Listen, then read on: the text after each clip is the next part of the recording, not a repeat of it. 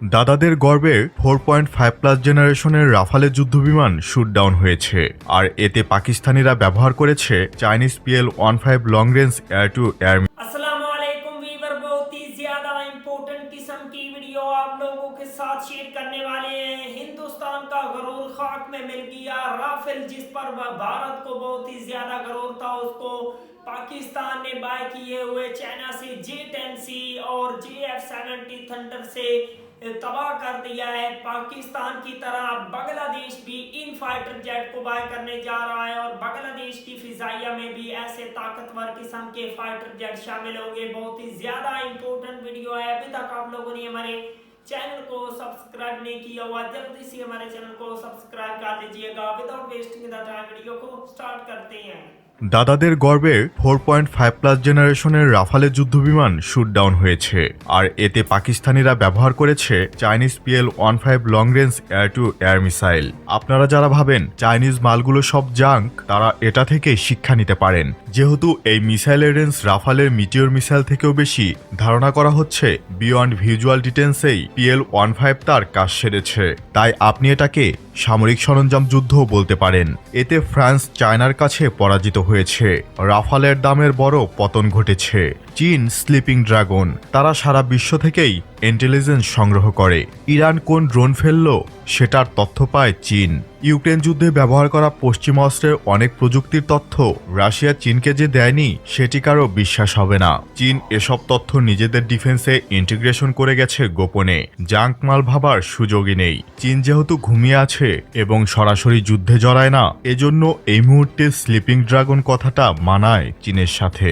দ্বিতীয় বিশ্বযুদ্ধের সুবিধাভোগী ছিল আমেরিকা। হাত নোংরা খুব বেশি না করেই বিশ্বচালকের আসনে বসে গেছে।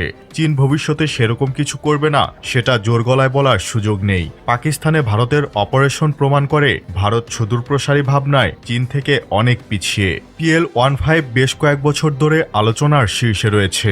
PL-15 চীনের একটি দূরপাল্লার active radar guided air two air missile.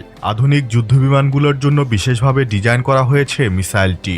মনে প্রশ্ন জাগতে পারে, অ্যাক্টিভ রাডার গাইডেন্স বিষয়টা আবার কি? সোজা কথায়, যেসব মিসাইল নিজে নিজেই প্রতিপক্ষর উড়োযান খুঁজে নিতে পারে এবং যুদ্ধবিমানের রাডারের উপর নির্ভর না হয়েই নিজস্ব রাডার ও ইলেকট্রনিক ব্যবস্থার সাহায্যে লক্ষ্যবস্তুকে ঘায়েল করতে পারে, সেই গাইডেন্স ব্যবস্থাকে অ্যাক্টিভ রাডার গাইডেন্স বলে। বিভিন্ন সূত্রভেদে আনুমানিক 200 থেকে 300 কিলোমিটার দূরের লক্ষ্যবস্তু ধ্বংস করতে পারে PL-15। অনলাইনের এসব দাবি সঠিক না হওয়ার চান্স থাকলেও 170 থেকে 200 কিলোমিটার পাল্লা বলাই নিরাপদ। AWACS ট্যাঙ্কার, ট্রান্সপোর্ট এয়ারক্রাফটের মতো মোটাসোটা সাইজের বিমানের বিরুদ্ধে PL-15 এর সর্বোচ্চ পাল্লা ব্যবহার করা উপযুক্ত বলে মত দিয়েছেন বিভিন্ন বিশ্লেষক। প্রায় 190 কেজির ক্ষেপণাস্ত্রটি ম্যাক 4+ গতিতে ছুটতে সক্ষম। PL-15 এ ব্যবহার করা হয়েছে dual pulse rocket motor engine. এটি মিসাইলকে শেষ মুহূর্তে বাড়তি গতি ও শক্তি প্রদান করে। শত্রু বিমান ম্যানুভার করে এগিয়ে যেতে বা পালানোর চেষ্টা করলেও ধ্বংসের সম্ভাবনা বাড়ায়। PL-15 এর প্রতিদ্বন্দ্বী হিসাবে রাশিয়ান R-77, আমেরিকান AIM-120D, ইউরোপীয় মেটিওর মিসাইলের নাম উল্লেখযোগ্য।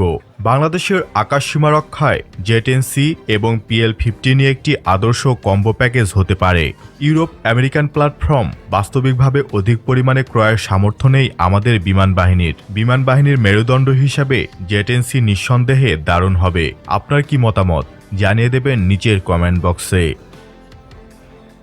बांग्लादेश को भी J-10C और JF-70 थंडर को बाय करना चाहिए। पाकिस्तान की तरह बांग्लादेश की भी एयरफोर्स बहुत ही ज्यादा मजबूत होगी। इन फाइटर जेट का इस्तेमाल करके राफेल को जिस तरह से इन दोनों फाइटर जेट ने डिस्ट्रॉय किया था, इसी तरह बांग्लादेश भी भारत को सबक सिखाने के लिए इन फाइटर जेट का इस्तेमाल करे और डेफिनेटली बाय करना चाहिए। इंशाल्लाह बांग्लादेश करेगा। अगर आप लोगों को मजीद इंफॉर्मेटिव वीडियो देखनी है तो जल्दी से हमारे चैनल को सब्सक्राइब कर लीजिएगा। मिलते हैं आपसे नेक्स्ट वीडियो में इंशाल्लाह। तब तक के लिए अल्लाह हाफिज।